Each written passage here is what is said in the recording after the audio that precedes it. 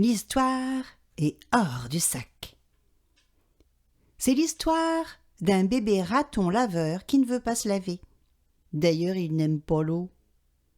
Lui, ce qu'il aurait voulu, c'est être une moufette. Un putois, si vous préférez. Il trouve que les bébés putois ont trop de la chance parce que leur maman ne les oblige pas à se laver.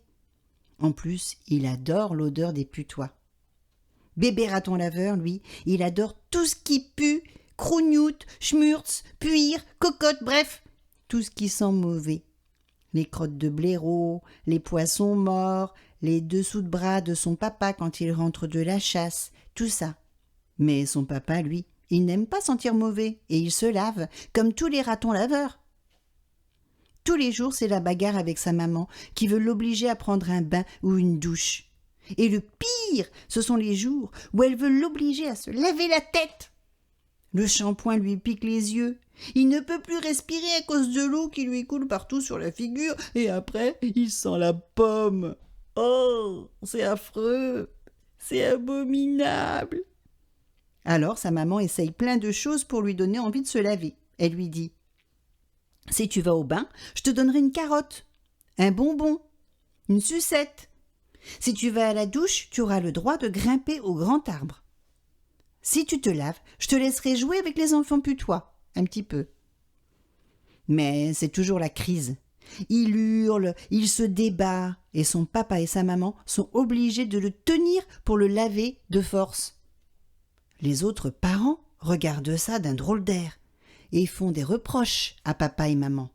« Tout de même, laissez cet enfant tranquille, vous allez le traumatiser. » Ou alors « Vous n'arrivez pas à vous faire obéir, hein, ce n'est pas normal. » Ou bien « Vous allez avoir des problèmes à l'adolescence, cet enfant n'en fait qu'à sa tête. » Ou alors le pire. « Oh vraiment, nous n'avons jamais eu ce genre de problème avec nos enfants à nous, hein. Ils ont toujours adoré se laver, hein, comme tous les ratons laveurs d'ailleurs. » Papa et maman décident de lâcher prise. Il ne veut pas se laver, qu'il ne se lave pas. Après tout, c'est son problème. Il est assez grand maintenant pour prendre ses responsabilités. Tant pis pour lui. Mais très vite, l'odeur de bébé raton laveur devient insupportable. Il n'a plus de copains à l'école, plus personne ne veut jouer avec lui. Et arrive un jour où la maîtresse refuse de le laisser entrer dans la classe. « Tu sens trop mauvais, et en plus tu es plein de puces. Rentre chez toi et va te laver. Je convoque tes parents. » Lorsque les parents arrivent à l'école, la maîtresse les accable de reproches. Alors ils essayent de se défendre, mais c'est lui qui ne veut pas se laver.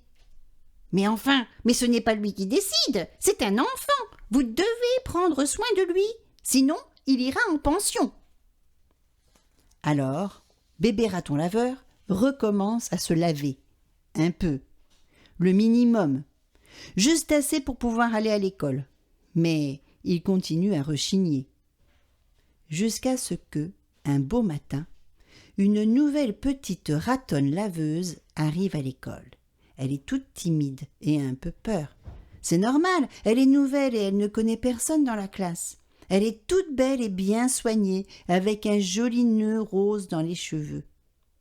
Elle sourit à bébé raton laveur et aussitôt, il sent son petit cœur fondre comme neige au soleil. Il la trouve très jolie et a envie d'être son amie. Pas de doute, bébé raton laveur est amoureux. Mais la petite ratonne laveuse préfère jouer avec d'autres enfants. Lorsqu'il essaie d'approcher d'elle, elle part en courant. Toujours. Un jour, il la voit devant la porte de l'école et décide d'aller lui parler. « Je t'aime beaucoup, » lui dit-il. « Pourquoi tu ne veux jamais me parler ou jouer avec moi ?»« Je t'aime beaucoup aussi, » répond la petite ratonne. « Tu as l'air très gentil, mais tu sens trop mauvais et tes poils sont tout hirsutes. Tu dois prendre soin de toi si tu veux que l'on puisse jouer ensemble. Je n'ai pas envie d'attraper tes puces ou tes maladies. C'est vraiment dégoûtant. » Cette fois, bébé raton laveur a compris. Il ne fait ni une ni deux. Il rentre chez lui et file tout droit à la douche, sous les yeux ébahis de ses parents.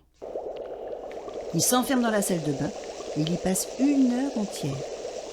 Il lave, il frotte, il asperge, il savonne, il shampooine. Il en ressort transformé. Son poil est gonflé, tout brillant, tout lustré. Il sent bon et il a fière allure. Finalement, c'est vrai que c'est agréable.